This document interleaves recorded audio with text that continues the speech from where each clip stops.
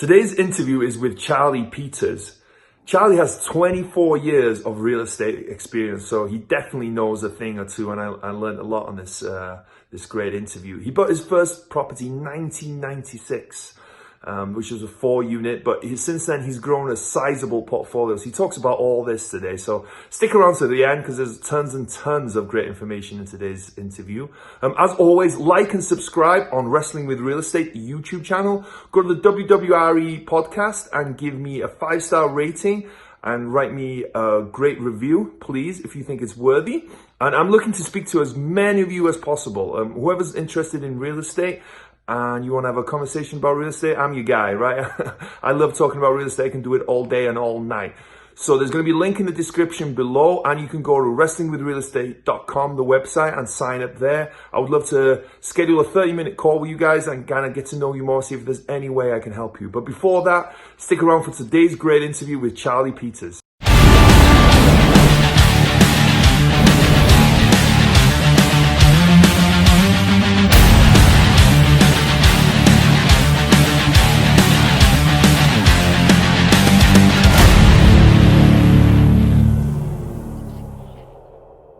Hello and welcome to Wrestling with Real Estate, where we look to chokeslam all your real estate problems. I'm your host, former WWE wrestler and now Cirque du Soleil performer, and of course, multifamily real estate investor, Barri Griffiths. Now today we have Charlie Peters with us. Hey Charlie, how's it going? Good, Barry. Thanks for having me. Absolutely. Thank you for coming on the show. I really appreciate it.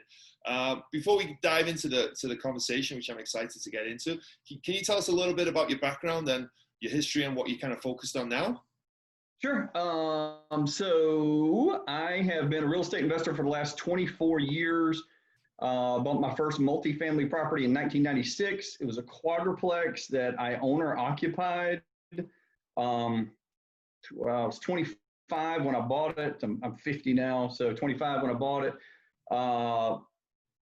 It's a total fluke thing. The way I got into it, it's crazy. And I've always been a saver, pretty good with money. And so I'm the guy who actually graduated from college with no college debt, and I had about $10,000 saved up. Always worked while I was in school.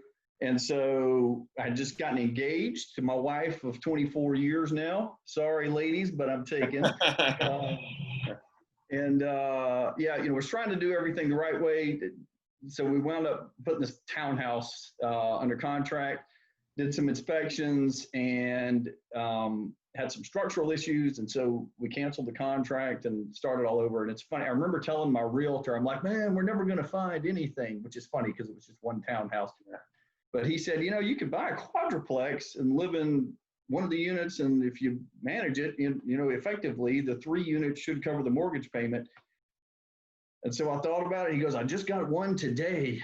And I said, okay, that sounds good. So, yeah, we bought that quadruplex, and I was like, man, this is awesome. I just kind of fell in love with the concept. Rental residential real estate is all about buying an asset and having your tenants pay for it for you over time. So that's what happened. That's what they did. And, looking back, I would have done it differently than what I did. But, I would save up a down payment, go buy a piece of real estate. Save up a down payment, go buy a piece of real estate. And this is late 90s. This is during the tech boom, where there were these tech stocks, Yahoo, America Online, Google wasn't hardly, I guess it did come out in the late 90s, but all these tech stocks are taking off, and all my friends are investing in tech, and I'm buying real estate. And so it's kind of funny, of course, the bubble popped, in 2001, and they had a little pain, and anyway, it worked out well. But that's what I do. So I'd save up a down payment, go buy something, and just keep on going. Yeah, we basically, my wife and I lived off of one salary, pretty much what she made. Of course, we were in the quadruplex, so we didn't have any housing expense, and so we were able to save money. And so we take what I made and invest it there. So yeah, that was it. Cool. That's funny that house hacking is a term that's obviously been coined recently, right? But it's been going on. I guess it's been going on for For probably 100 thousands of Yeah. years, right? Not just, not just anything. I'm sure house hacking's been going on since as long as real estate's been around. I'm sure pretty much. But Yeah. back then, so maybe talk. How did you finance? What was it? Was there a lot of difference in financing back then? Was there like an FHA loan? Was there a 5% down, or did you have to put 20% down? How did it work? Yeah, my first property was an FHA loan, so low down payment. My second property, they wanted a 20% down payment, and I went to my mom and dad, and they loaned me $25,000, which I paid back in 4 years. So that was good. But that was my second property. Third property was seller financed. And then my fourth property, everything else from there on out was, it was just me raising, saving up my own down payments and doing stuff there. So I did get a little help from my mom and dad to start with. Shout out to mom and dad there. But, the bank of mom and dad, that never fails usually, right? Always good, yeah. If you're lucky enough, yeah. But no, I was just interested on that first one. So you put what 3.5% down on that first one. So that loan is about 5% down, yeah. Okay, oh, that's pretty cool.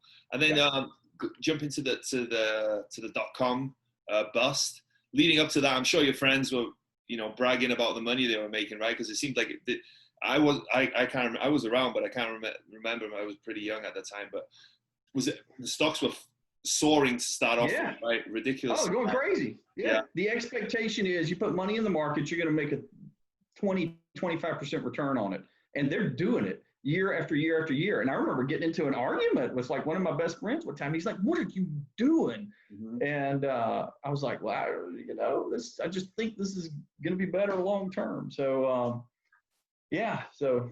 And then you were the one probably laughing, or maybe not laughing, but smiling. Not laughing. It's interesting. He still works for the same company we used to work for, and right.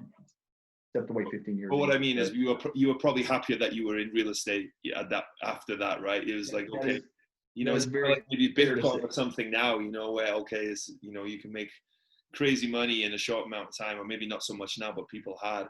But at the end of the day, as a long-term investment, I think real estate, will always come up on top on that. How did that recession affect real estate? Did it affect it at all? Did prices go up, down, stay the same? The .com recession or the .com recession, yeah. Yeah, it didn't touch real estate too much, or not. Not where I was. In 2001, you had the .com bubble burst in January, and then in September was 9/11. And so, if you're in New York, I'm sure it affected. Yeah, I'm in Florida, but I'm sure it would have affected, Washington D.C., maybe areas that were more sensitive to the 9/11 attacks. And then on the flip side, if you're investing, in Silicon Valley, out in California, I'm sure they felt that, but we didn't feel it really in Florida, not in 2001. Okay, yeah. Well, that's what's interesting to me, because obviously I've only really been through one recession per se, and I really didn't go through it so much. I wasn't investing in real estate during the last one, but I think everyone thinks that just because last time around prices dropped 50% or whatever they were, right? They dropped a significant amount, that each time there's a recession, it's going to happen. And, it might well happen this time, but it doesn't necessarily mean that that's the case, right? So it'll be interesting. I guess us as real estate investors, we might like if prices dropped a little bit, but then if you own real estate, those drops, so it's like, are you really winning? Sometimes I guess it depends on your investment strategy. So what does your portfolio currently consist of then? So you started with single families. You started with a quad, and then you bought some single families. What does it look like? Started with a quad, bought some single families. I have flipped houses. I did my first, what I consider a quad to still be kind of single family, even though I guess it's technically multifamily. But when I say multifamily, I usually talk, we'll say like 10 units and up, small complexes. So I've done small complexes. I've done larger complexes. I own 4 office buildings right now. My main assets are, we have 7 apartment complexes, scattered across the Southeast. So, yeah. And then a bunch of scattered side, smaller properties. Okay. So is everything you own in Florida? No. I'm in Florida, Georgia, Alabama, North Carolina, and Missouri. Okay. And these are the large apartment complexes? Larger, yeah. Okay, how big is large then, just to give us an idea of? Georgia is 27 units. North Carolina is 72 units. Missouri is 50 units. We have 3 properties in Alabama. So we have 88, 76, and 28 and 13 is 2 parcels there. So whatever, 31 units. So okay.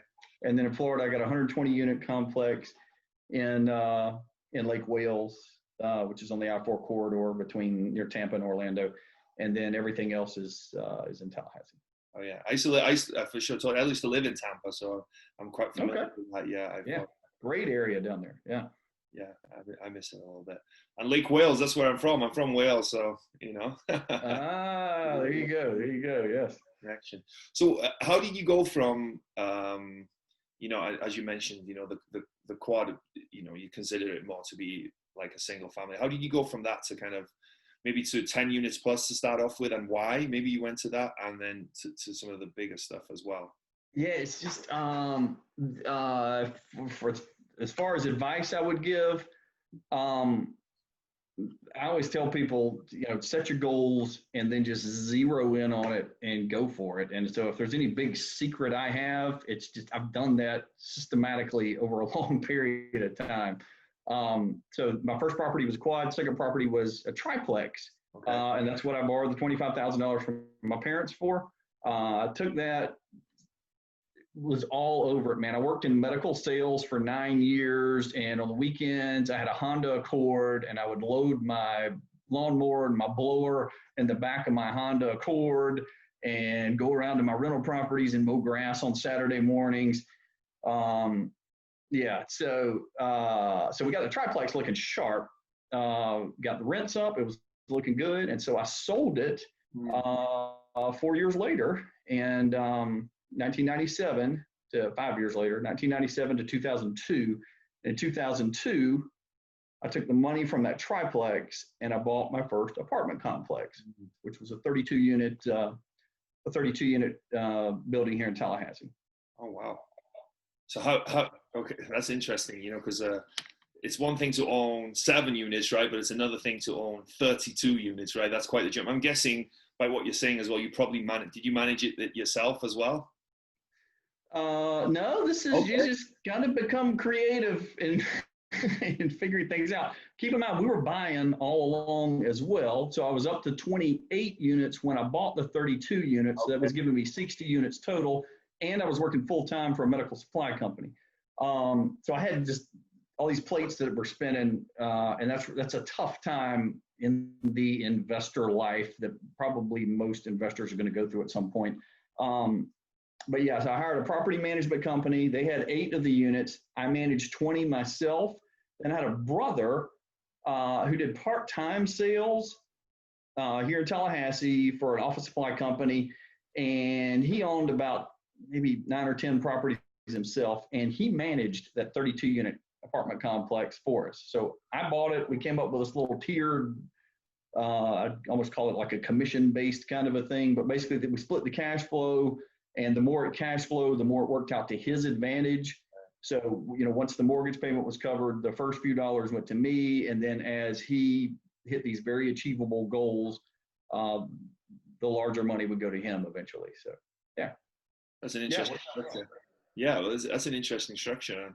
Have you used that since using him? Because I always feel like, you know, property managers aren't always incentivized to necessarily, you know, they get that 8%, but the difference between $100 rent bump in that 8% is, you know, is $8, right? How incentivized are they really to kind of grow that, right? And not to knock property managers, but I always wonder how incentivized they are to kind of to improve the operations of the property. Yeah, I would agree 100%. Yeah, the 32 units with my brother worked out so much better than the 8 units that I gave to the property management company. So yeah, I would agree 100% with what you just said.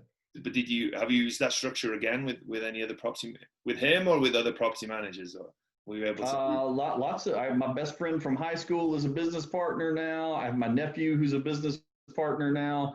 A couple other just investors, you know, that I've met who are just sharp, ethical, hardworking guys. And yeah, we've done some cool things here, definitely. Oh, very, very nice. So then when you were buying that 32 unit, do you have any trouble buying it? Was financing tough, because I know now they want, when you go buy a 32 unit, for one, you need the net worth and liquidity of that loan, or someone on the who's signing on the loan to have that. Also, they want experience, right? So if you said you had 28 units, so I'm guessing it was a little different back then. Yeah, that's for an agency loan. Even now, you got to have the net worth requirement.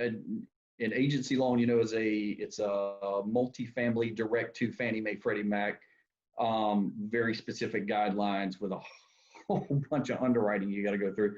But if you go through a local bank, they're a little looser with regards to their requirements. And so, yeah, we went through a local bank. It appraised for, I can't remember, like 20% more than what we were buying it for. Wow. And I had this, nice size down payment. And so we put like 25% down. It appraised great. I had the track record because by that point in 2002, I've been managing properties for whatever that is, 6 years. And then my brother had experience as well. And so, yeah, we were able to get the lender comfortable with it. Yeah. I guess that's a no-brainer, really. If it's like 20% above the appraisal price, above the sales price. Right. Yeah, we try and present things to lenders so that, yeah, it's a no-brainer for them and it makes perfect sense, from their standpoint. So yeah. So yeah. And then at what point did you guys venture into kind of the larger size deals, so the 50 plus, 60 plus, that kind of? In 2006, I bought an 86 unit. It was actually a platted subdivision as opposed to a complex. So instead of 86 units on one parcel, it was a subdivision with duplexes, triplexes, and quadruplexes that totaled 86 units. So 30, I think it was 36 parcels with 86 units. Oh, wow. And what were the numbers on that one? Was it a home run? Yeah, in 2006. Think about 2006 with regards to that timeline and what was about to happen there. Yeah. So we thought it was a home run when we bought it. It wound up not being a home run. We paid 2.7 for that, and that was in rural Georgia, little town of 10,000 people in South Georgia.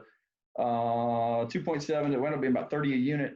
Yeah, about 30,000 per unit is what we paid for it. Which and they were solid buildings, masonry construction buildings. It was a thing where the owner passed away and the property fell to their kids, and so you got 4 heirs there. They didn't want to hire a property management company, and none of the kids lived in the town where this property was. And so they never raised the rents for like 2 or 3 years. They just kept everybody the same, trying to keep all the tenants there. Occupancy starts dropping, and then they placed a 2-line newspaper ad in the local newspaper, and my best bud from high school found it and said, you're buying these apartments, but yeah, it's 86 units. I don't know if you want to do anything with this, but would you want to? And so I was like, yeah, that sounds good. And so yeah, so we picked it up. We got some seller financing there, and the recession hit. We lost not all our equity, but it probably at one point, 2012, I would say was about the bottom there. And probably at that point we were, break even for what we paid for it. I feel like we had raised rents by this time, but just cap rates they're climbing, they're going higher. And yeah, it wound up not being pretty for a little while there, but yeah, we got stabilized in good shape. We sold that in 2017, so I don't own that anymore, but yeah, it worked out well. But during that time, I'm guessing during the recession and whatnot, you guys were still cash flowing. Cash flow wasn't. It was just the value of the property that dropped, right? Yeah, correct. Yeah. Okay. Yeah, it's a weird thing where you're waking up and you've given up equity from when you went to bed the night before, and your net worth is just evaporating into thin air. And, but yeah, it was, I mean, it was tight, rental market's got a little tight there as well, but we never came close to missing a mortgage payment. So that was good. And, my guy was, all over running that. So yeah, it worked out fine. It was literally an overnight thing. It was literally the crash happened just overnight like that. You went to bed and then the next day is pretty much everything. Oh no, I was joking about going to bed. But, okay. You update your financial statement more accurately would be you update your financial statement every quarter. Yeah. And if you're truly using comps, then yeah, your value of your real estate's dropping faster than you're creating equity by paying it off. So yeah, it just dropped. Right. But how was the rental market then? Did renters dry up? Did vacancy increase? Was Yeah, it got tighter. It's just if you just stay on top of operations, you answer it's common sense stuff. Answer the phone when it rings and people are there and they want to see the property. If it's Saturday, you drop what you're doing and you go show it to them. And the tenants are comfortable that you're on top of stuff, and that gives them a level of comfort that you're going to be taking care of them. And so, yeah, you'll sign leases. But we got, I would say, definitely not as many phone calls going through the lean years there, 2009 through 2013. There was this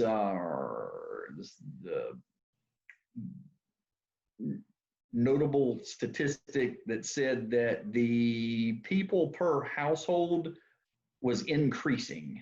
And so you'd see people move out of apartments and move back home with mom and dad, or move into, another apartment with roommates. And so that did drive up vacancies a little bit, but it wasn't, it went 95% is a 95% occupancy is considered a healthy rental market. It went up to went down rather to maybe about 90% in our markets. So still tighter, but workable. Yeah. Yeah. No, obviously no recession is the same, right? But do you see any similarities at all to what's happening now and to what's going? None whatsoever, right? Things are much better this time around. Yeah. I mean, I think, yeah. And I'm not an economist. No. It was just rampant overbuilding. In 2005, 2006, it was happening. People just throwing up spec homes and whole subdivisions. You got no buyers for them, but just home prices are shooting up. And so your cost of construction is low relative to what you could sell stuff for. And builders are cranking out houses. And I remember I had a couple of investors reach out to me, and we actually formed a little company to start building houses. I never built anything, but it was just like you couldn't miss with this stuff. I never built anything, but we were some of the guys that were kind of out there getting into that. And, pre-construction condos on the coast down here are going up left and right. And people are, buying 4 of them. And yeah, nothing like that is happening right now. Good. And you didn't get caught up in the hype at the time. You weren't getting 110% loans and buying $1 million. Oh, no, I got caught up. Yeah, we took, yeah.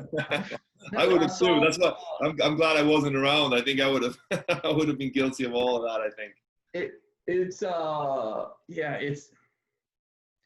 it's going through the .com era, and your buddy just made $50,000 on Yahoo stock.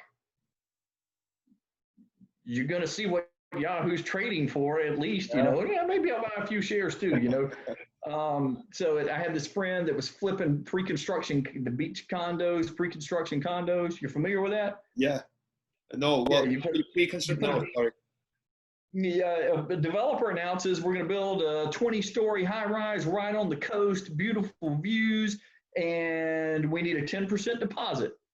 So in North Florida, which is where I am, it's less expensive than South Florida. It's not like a Miami market, but it's Destin, Panama City Beach, nice areas. So you'd cut a check for $30,000 at your 10% deposit, right, on this $300,000 condo. Condo prices are going up 20% a year. It's going to take him 3 years to build it. You got it? Yeah. So you cut your check for 10% of $300,000. You cut a $30,000 check, and in 3 years, this condo's worth. It's going up 20% a year, so it's going to be worth, what is that? Well, that's $60,000 a year. It'll be worth $480,000. So you do nothing. You write a check for 30. and then you get paid $180,000 in 3 years once this condo's done, and you go resell it. And as long as property values are shooting up, that works great. But when they go down, you get hammered into the ground. So I did buy 3 pre-construction condos, and I lost about $300,000. That sucks, man. I'm sorry. What I also heard about people. Yeah, that's okay. What I also heard about people doing was that, so there would be new construction. So they would buy the new construction, and it would take whatever 6 months, 9 months to build.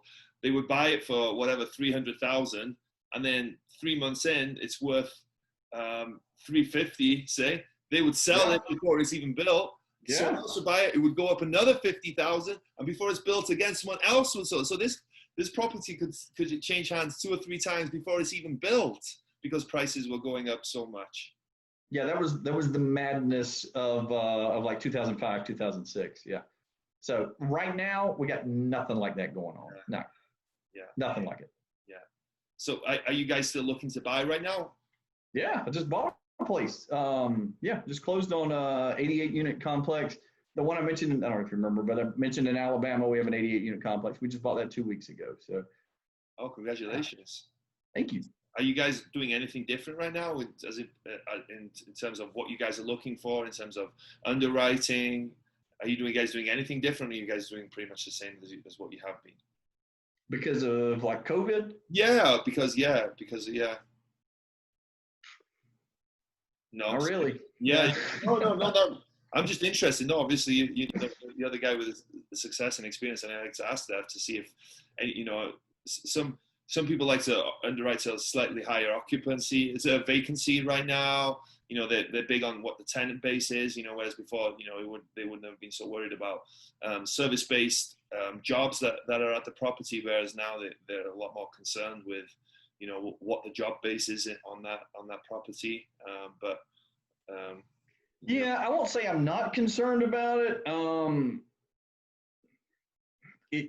Out of the top 5 big concerns, that maybe, I don't know, 4 or 5, somewhere down there. So it just wouldn't be my top concern. Doesn't mean we're not concerned about it, but yeah. Can you talk a little bit about that? If there's a good deal, I'm a buyer, though. Right, yeah. Obviously, it doesn't matter when, right? If it's a good deal, it's a good deal, right? As long as that doesn't change. Do you mind talking a little bit about it? How much, if you don't mind, how much you guys paid for it? What was the story and why you liked it? Yeah, so that is what I would call an extremely heavy value add. Okay. So in terrible shape, just terrible. Wood rot everywhere. If I had pictures, wood rot everywhere. It's 40% occupied. Terrible shape, and it's in a rural market in Alabama. So not something that would attract your typical investor. It wasn't listed with a broker. Our property management company that handles one of our other complexes called us and said, this was on the market, and would you guys have an interest in making an offer on it? And we're sure. And so we went and looked at it, and it looks rough. And so it's just one of those things where, we just kind of threw out a number, and they took it. So it worked out. So what's the business model on that one? To obviously fix it up. Yeah, we're gonna renovate it, we'll renovate it. We paid a little under $10,000 per unit for those. Wow. They're in bad shape. It sounds like we got this screaming awesome deal, but they're in terrible shape. So we will spend more on renovations than we did on the purchase price, which is not normal for an apartment complex. But we got to totally rebuild this thing. So. So what was your question? I'm sorry. Oh yeah, what's the business model? But it's pretty much So we'll renovate it. 18 months is the goal line to renovate it. We will touch every single unit in there: parking lot, retaining walls, landscaping, of course, roofs, probably most of the ACs and water heaters, new flooring, cabinets, appliances. We go to a 6-inch baseboard. We have set lights that we use. Either a brushed nickel or an antique bronze finish on the insides. So we'll touch all those units and go through them. And the interiors are mostly cosmetic, exteriors are mostly structural. So Okay. but we'll do everything there. Okay. Quite the project. Will you get down there a lot, or do you just have faith in your team and the construction company? No, on that one, and it's, no two deals are the same. We have a general contractor who has renovated 2 other complexes for us and asked about taking an equity stake in this one and working for free. Wow. And so he owns 20% of it, and he'll be doing his thing there, taking care of it. Yeah. So he's got a team up there, renovation wise, and then we do have a management company there that's overseeing the management. So we felt real good about the lady who's running it, and she just didn't have the resources that she needed from the previous owner to kind of keep it going there. So yeah, that's cool because like I'm sure for one, you've worked with that GC before, you've worked with a general contractor before, so you know that he's good in that aspect, but also him having giving him equity rather than a certain amount of payment makes it so much better for you guys, because unless he does a good job, he's not getting paid himself, right? He's not going to make any money.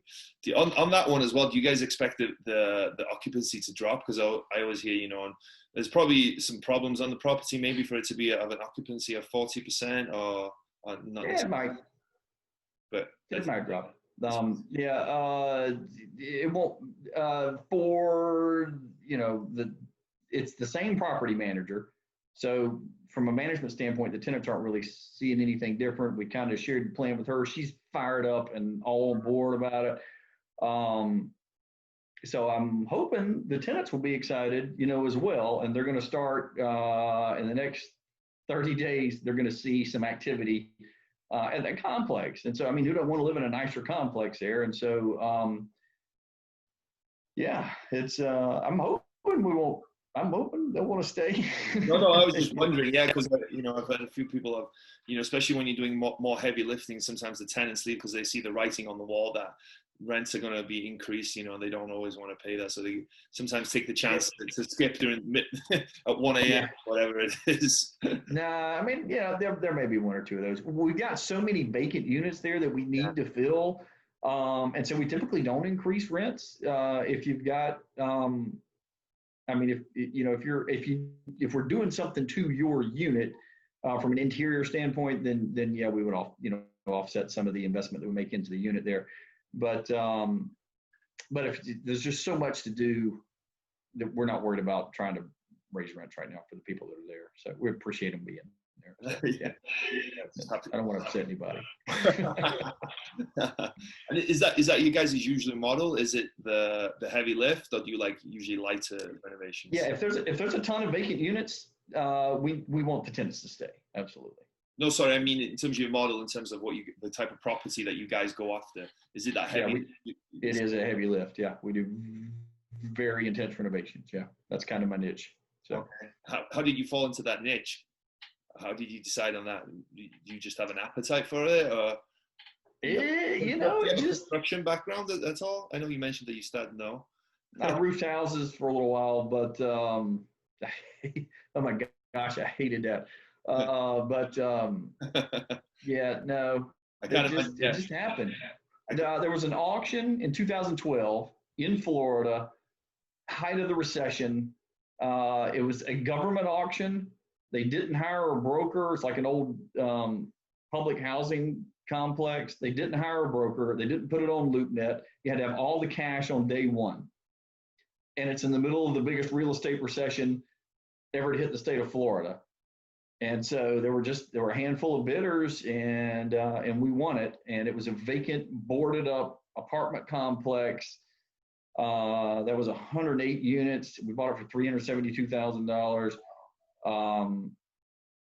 And that was a long, drawn out, painful process, but it worked. The best way to learn about, working on an old car is to go buy an old car and start working on it. And so I think that's, you can read all the books about what it's like to renovate whatever, but the best way to learn about it is just go buy something and do it, I think.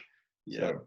That's how we learned about it. What a crazy, wow, that's insane. So, for one, what made you guys go to auction? Have you bought more stuff from auction? Because I've heard about, obviously multifamily auctions, right? But I think that's a different level to buying a single family at an auction, right? It's one thing to fork out 200 grand for an auction, but when you're forking out 2 million at auction for a property, I think it's a completely different thing, I guess. Right. You know, to some extent, right? Maybe not to someone experienced like yourself.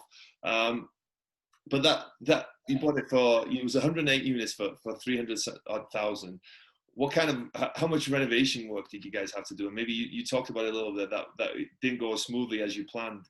Yeah, well, it was 3 parcels, 36 units per parcel, right?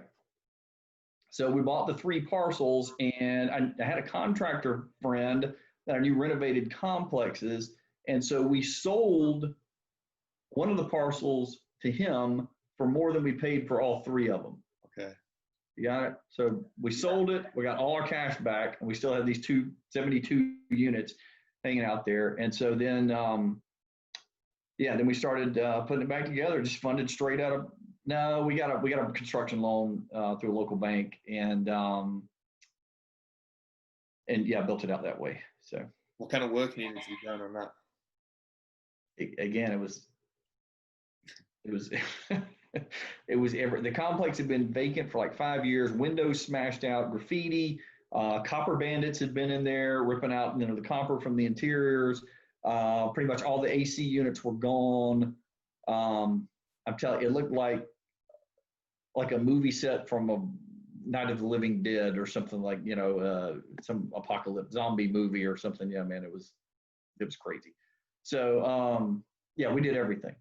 We touched everything there.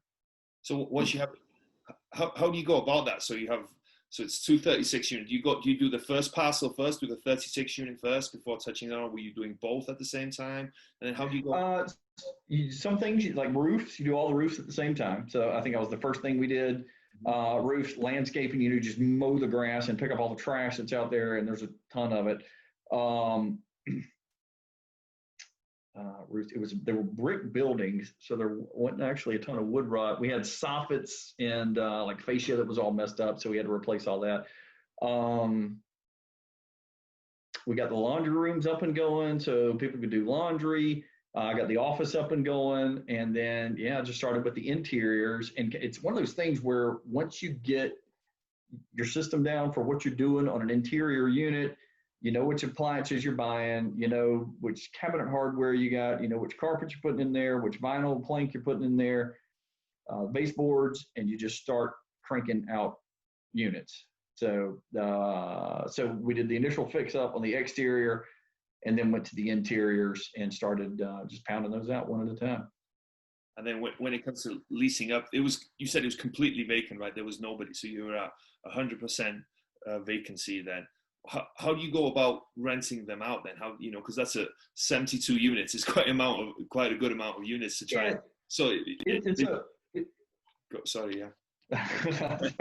It's overtime again. So you finish one, move somebody in, finish 2, and it wound up being like 3 or 4 at a time is what we wind up doing.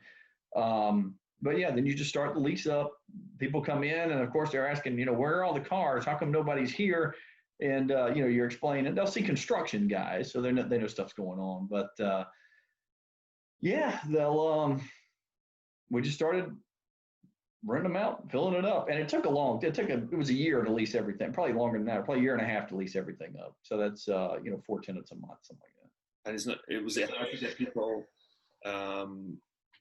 in to start off with? Because maybe if everything else is, I know you said you guys mowed the grass and filled the roofs, but if there's a bunch of vacant units all around and a bunch of work, it might not be that appealing to people initially. No, I mean, you come in a little under market there maybe because you need to lease everything up. So they were a pretty good deal. Everything's brand new on the inside. You got brand new appliances. People love that smell. It's got the new smell with the paint and the carpet and all. And so, I mean, it had a good feel to it. And no problem leasing it up.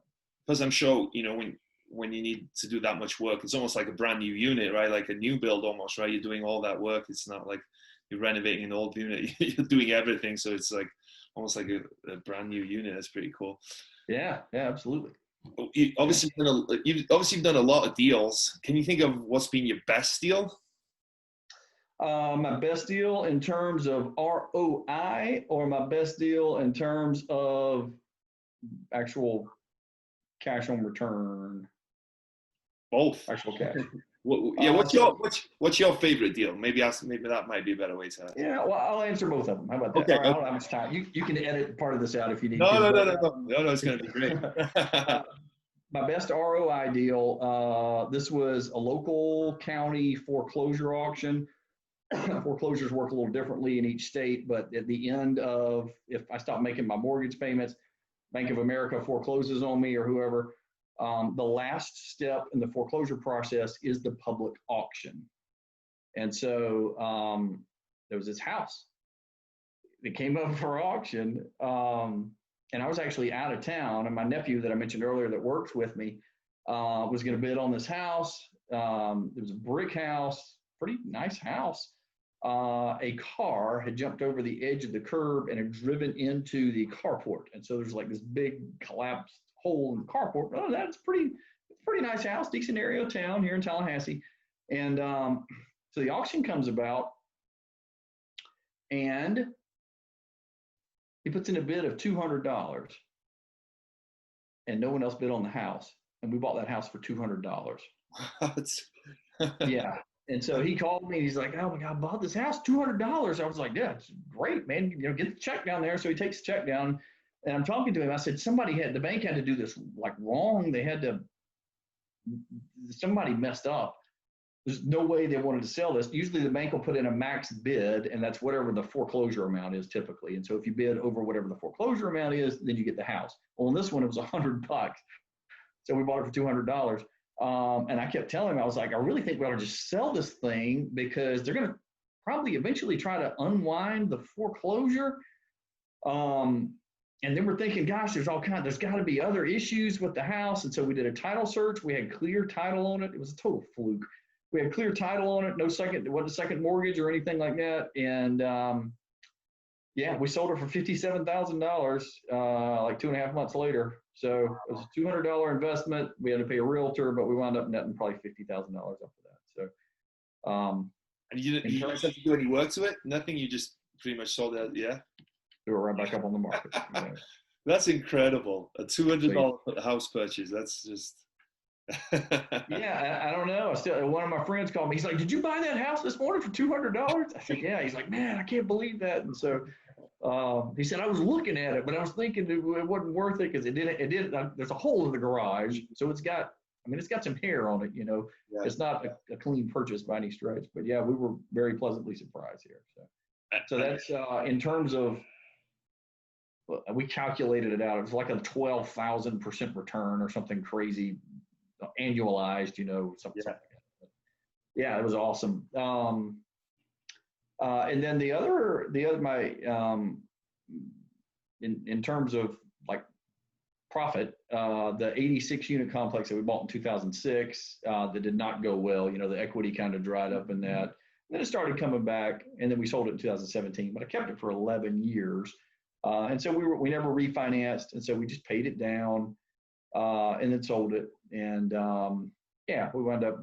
There was a split there, with my partner, but we had a little over $2 million we wound up with on that one, so that was good. Very cool. Yeah. I always enjoy hearing success stories because it just shows you what's possible, right? What you can achieve or what can be done, right? It's really cool. For anyone starting out, right, and they want to be in multifamily, and you obviously have plenty of experience. Especially right now, and not to say what's going to happen, who knows, right? It's September 30th today. It might be exactly the same, in 6 months, in a year's time, or it could go up, could go down, right? Whatever. But for anyone who wants to invest in multifamily right now, and I think you'd probably agree, right? Multifamily is a good place to be investing, a good space to be investing. I think it's great right now, absolutely. Especially if you're starting out, absolutely. What would your advice be to people? Would you have some tips and some advice yes. for people? Okay. I do have some advice. Okay. The advice is buy a quadruplex and owner occupy it. Yeah, low down payment. You get fixed rate money at less than 3% interest. I'm like, yeah, it's just such a no brainer. I can't get that now. You know, you get favorable rates if you own or occupy something. So, you know, if you're married and you can talk your spouse into moving in, or if you're single, just do it. But yeah, I would buy a quadruplex and own or occupy it if I wanted to get started. Absolutely. And then past that into some, people who are looking for maybe 20 plus units, that slightly bigger stuff, not bigger, but you know what I mean. So how would they get started, or is it a good time to buy, or? Oh yeah. What would your advice be for people buying those types of properties? For 20 units, and it's a little different depending on what the person's goals are. Yeah, buying with the intent to improve and resell is different than buying with the intent to hold. So yeah, let's go with it. Sorry, yeah, I'm pretty vague here. Sorry, not intentionally. Let's say someone is, sort of starting out. They maybe have a few $100,000 and they're looking to buy a 10 unit plus at least. Either fix that up and sell it, or fix it up and refinance and kind of, build and kind of hopefully get to one day kind of where you are to some extent, Right. Yeah, I would say be sure of your numbers. God, you got to be careful. What, you're in Colorado? Vegas, Nevada. Las Vegas. Okay. Vegas. Interesting.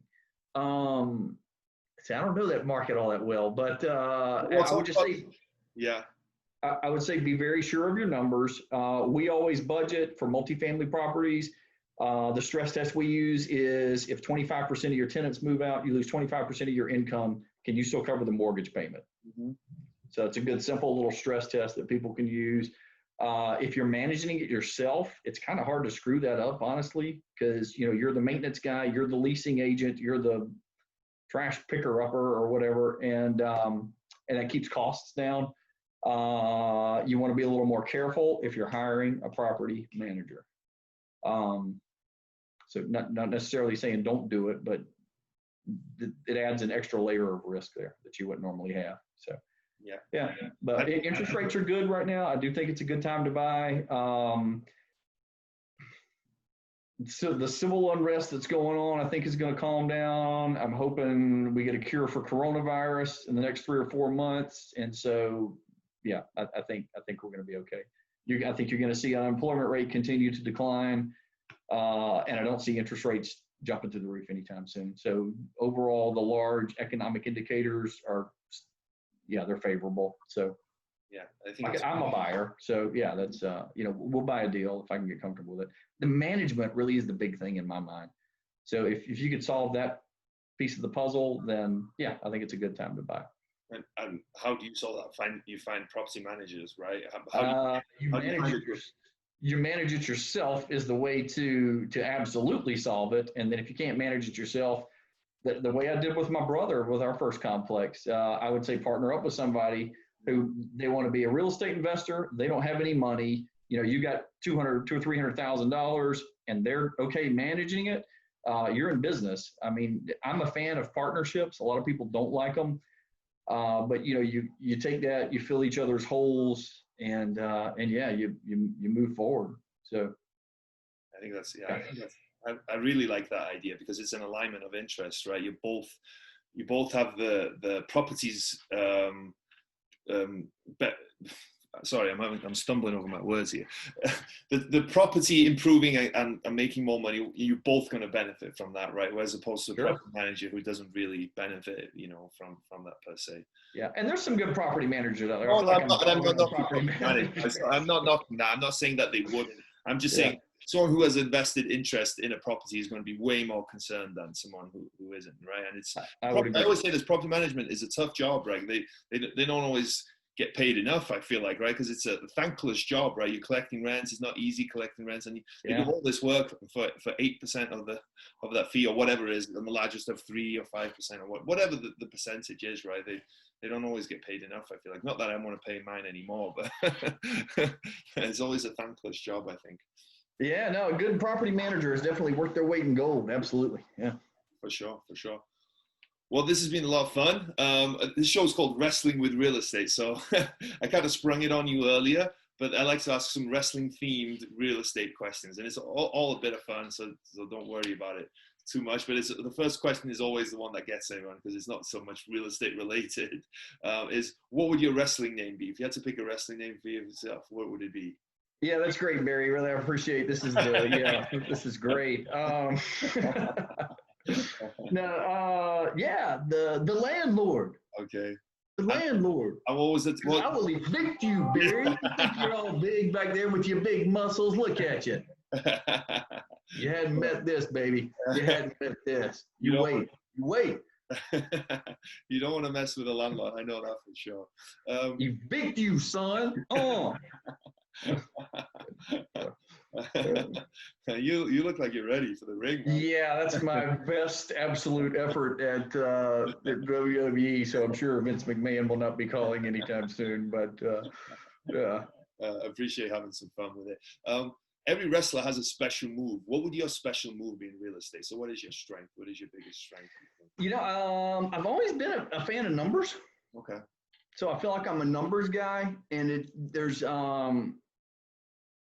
it's almost hard to describe. There's as we were growing, I would, you build equity in properties. I would take lines of credit as I built equity, and we would use that to buy real estate with. And it sounds like a simple little thing, but you're looking at, my wife kind of had a problem with this, where we'd have $20,000 in the bank, and I'd say, I need to spend $30,000 to buy this deal, and that's more than we have in the bank. And well, how are you getting that? Well, it's a deal. Who cares? I'm just going to go get it.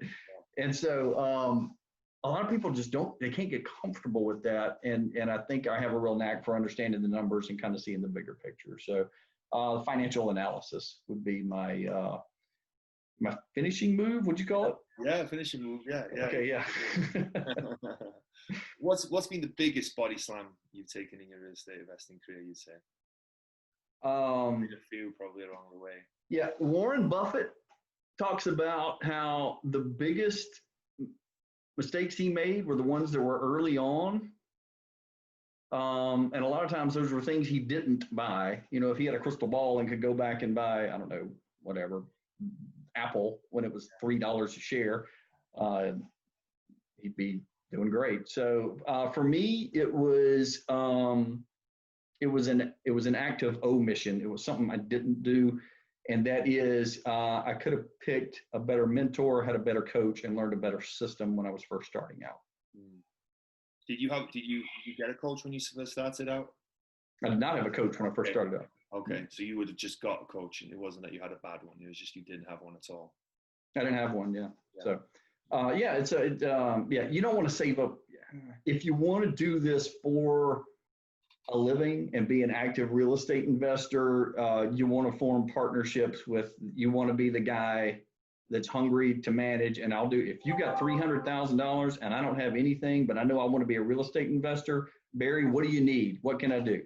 Here's a deal. Here's another deal. Hey, Barry, I know I just sent you 2 deals, but here's a third one. What do you think? What can we do? And you build that network, and you really do. You use those aligned interests to work out solutions that benefit everyone. And if you can answer that problem for people, world's your oyster. Absolutely. Yeah, so true, so true. So was there a moment that you were standing on the top rope getting ready to jump, but you were scared? What was it, and how did you overcome it?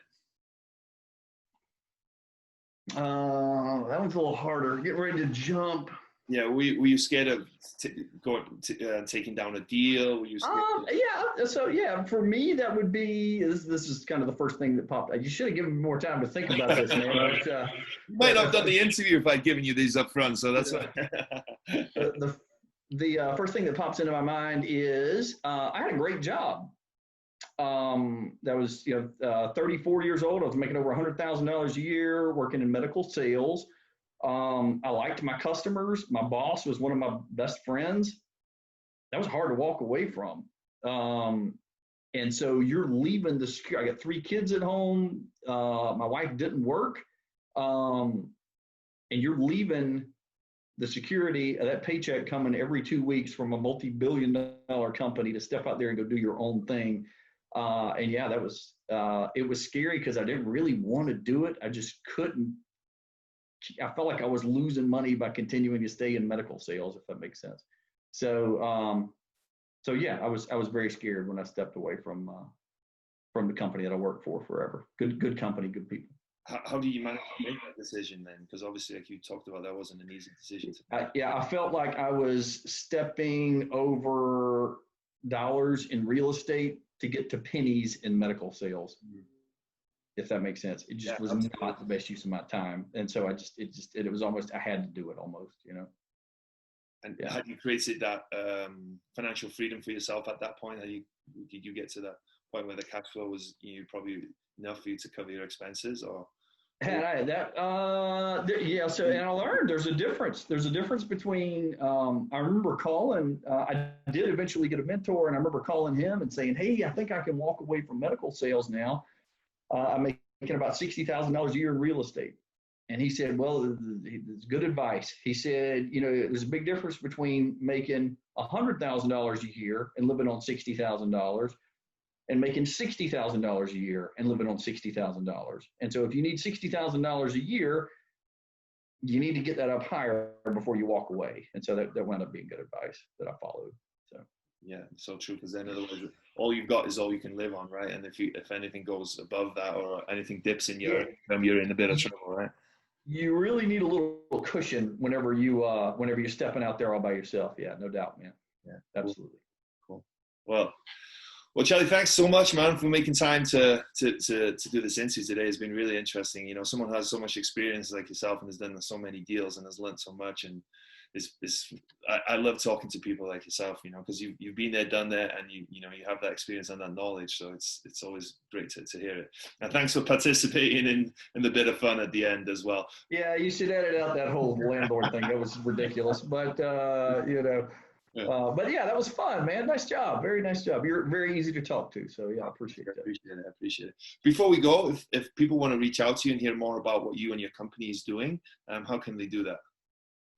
How can they do that? You know, I've always done, I just actually hired a coach, okay. And we're about to start formally syndicating. So I will be offering out, I believe I'm the best landlord in North Florida, and we're going to be taking on investors. And so I'm going to have that all set up here shortly. But for now, it's cell phone, call, or text is probably the easiest, and that's 850-509-7855. I'm on Facebook as Charles Peters, which was, I think that's how we connected, actually. Yeah. And so, yeah, I would love to connect with anyone out there with an interest in real estate.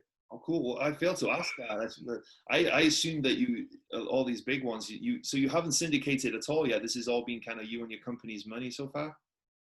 Wow. That's all bootstraps, man. Yeah. All bootstrap. Yeah. Phenomenal. That's cool. I'm guessing it's capital, right? That's why you guys are, you know, we don't have an infinite amount of capital, I guess, right? So that's why you guys are going to the syndication model? Yeah, it's you know, I have my systems down now where we do our thing, and I think we're really good at it. I know we're really good at it, absolutely. And so there's no reason why we can't do $20 and $30 million properties. And I've never done that before, but we're gonna try and yeah, go down that road. So that's my plan for the next couple of years here. So cool. Well, yeah. If anyone's interested in hearing more about Charles's next projects, I'll include your email and your phone number and your Facebook link in the description below, so they can reach out to you like that. I'll have a website in about 2 weeks, but we don't have it up and running just yet. Okay. So, okay. Yeah. Okay. If this video isn't out by then, we'll put it up then. So we'll have all that. Well, cool. Thank you so much, man. Thank you for making the time. Thank you for sharing, you know, a small part of your knowledge, and you know, it's just been a really fun interview. So I appreciate it. Yes, sir. Thank you, Barry. Have a good one, man.